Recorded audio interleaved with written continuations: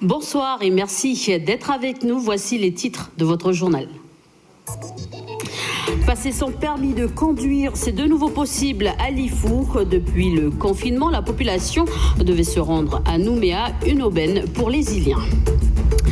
Les mamans de la commune de Canala se préparent pour le marché de Noël. L'événement a commencé aujourd'hui.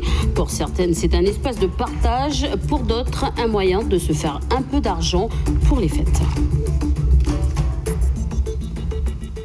Mais avant de développer ces titres, en bref, une convention de financement a été signée aujourd'hui entre le président du gouvernement Thierry Santa et le directeur régional Océan-Pacifique de l'Agence française de développement Philippe Renaud.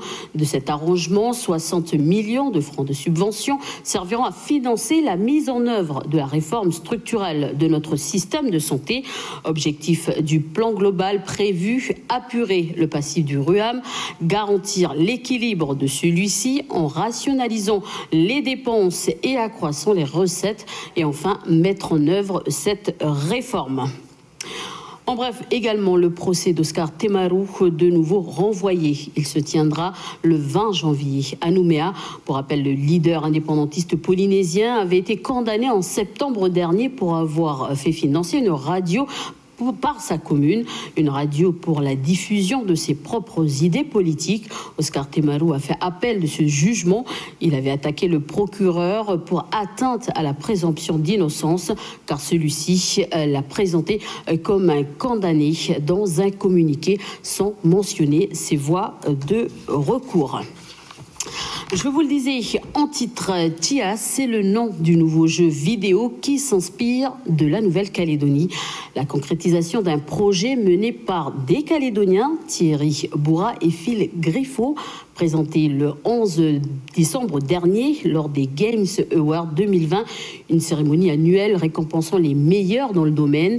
Le jeu vidéo promet bien des surprises. Nous avons joint l'un des créateurs, Phil Griffo, par Skype, un reportage de Michel Pimbé.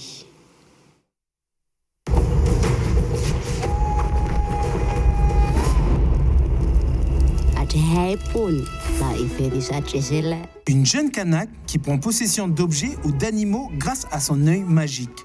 C'est le personnage principal de ce jeu vidéo fondé par deux Calédoniens amis d'enfance. Si le studio n'en est pas à son premier jeu, celui-ci a largement été inspiré par la Nouvelle-Calédonie. Chia veut dire rater, bêtise, ou bien Chia, pousser, grandir en Djéou. On s'est rendu compte que notre héritage calédonien et l'enfance qu'on a eue sur le Caillou faisait qu'on avait des influences et une culture à partager qui était vraiment unique dans le monde du jeu vidéo, qui n'avait jamais été traité. Le jeu est en Djéou et français. En fait, certains personnages parlent Djéou, certains personnages parlent français. La Calédonie, c'est pas seulement des beaux paysages, c'est aussi des cultures, c'est aussi de la musique, c'est aussi des langues. Et du coup, transmettre un petit peu de Calédonie à travers ce jeu, ça a passé par ces langues. Et on pense que ça crée un univers, une ambiance, un paysage sonore qui est unique. C'est une langue qui est super jolie. Et donc, c'est important pour nous de la mettre en avant dans ce jeu-là. Il aura fallu 4 ans pour que Chia voie le jour. Ce projet réunit 14 personnes des 4 coins du monde, avec toutefois une majorité calédonienne. Si le jeu vidéo a été développé depuis Bordeaux, les créateurs ont fait le déplacement pour être le plus fidèle possible à la culture et aux traditions du pays. En fin 2019, quand on est revenu en Calédonie pour venir faire des enregistrements de voix et de musique.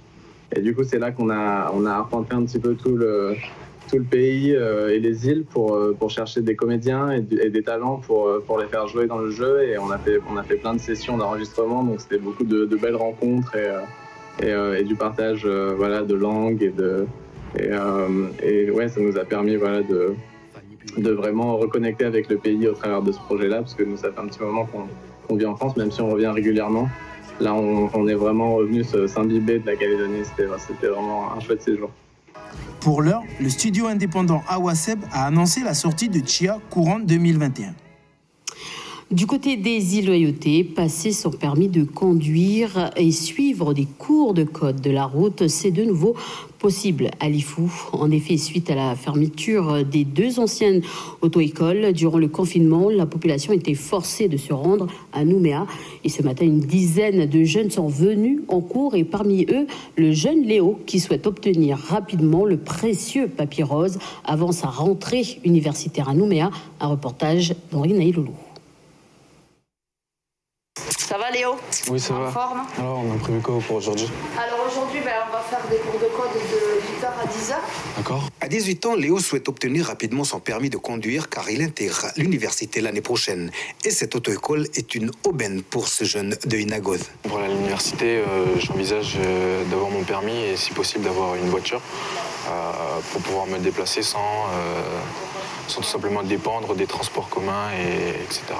Cette auto-école, elle fournit des cours en collaboration avec d'autres auto-écoles à Nouméa qui va nous permettre justement de passer tout simplement son code et son permis ici et avoir une phase de réadaptation à Nouméa. C'est plus facile pour nous, surtout pour toute la population, pour les jeunes surtout. Voilà, c'est sur place. Cette auto-école est bien située au centre de Oué. Il s'agit pour l'instant de la seule auto-école de l'île depuis la fermeture des 2 autres il y a quelques mois.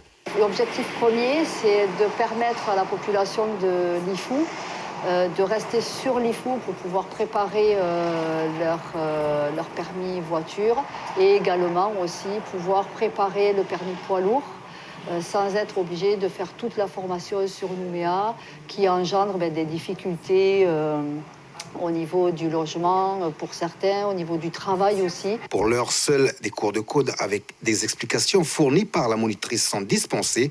Les cours de conduite démarrent en janvier. Direction province Nord, la semaine de Noël s'est ouverte aujourd'hui à Canala. Elle est organisée par l'association Topweh Mechiwi en partenariat avec la mairie. Des ateliers de sculpture ou de confection de nattes de tressage sont au programme. C'est aussi l'occasion pour les mamans de l'association Racharach de présenter leurs produits et partager leur savoir-faire. Un reportage de Vanessa Kédé. Là, je suis en train de tresser une petite corbeille qui va peut-être servir à mettre des fruits. On peut mettre un ananas, des pommes lianes, des papayes et présenter comme ça dans un petit panier. Petroni est la présidente de l'association Rinchala, née en 2004. Une association qui regroupe quelques femmes de la tribu de Gélima. Ici, elles sont chez un membre de l'association. Elles préparent les produits qu'elles mettront en vente lors de la semaine de Noël. On est une petite association des mamans et on fonctionne comme toutes les associations. Des fois, ça marche bien et puis des fois, c'est un peu en sommeil, mais on est toujours présente. On essaye toujours de faire au mieux. L'association participe à toutes les manifestations inscrites sur le calendrier de la commune. La fameuse fête de la mandarine est l'événement qui leur permet d'avoir un chiffre d'affaires important. Mais pour la semaine de Noël, c'est plutôt l'occasion pour les artisans et artistes de la commune de se retrouver. Toute la semaine, c'est surtout au niveau de l'artisanat. Parce qu'on se regroupe les artisans et puis chacun fait ce qu'il peut, quoi. On a nos sculpteurs, on a les bannières, on a les couturières et puis ceux qui font du tapas.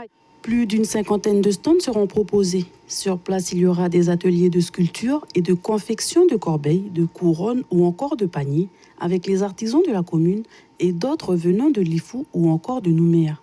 La semaine de Noël commence aujourd'hui et finit le 23 décembre avec un tir des feux d'artifice à 19h30. Voilà, joyeux Noël à toutes les mamans du pays. On referme ce journal en chanson. La chorale vocale a chanté quelques morceaux de leur concert intitulé Voix des océans hier soir au Médipôle. Chant religieux traditionnel en langue du pays, composition locale et musique internationale en fait partie du répertoire. On les écoute interpréter un chant en égoné.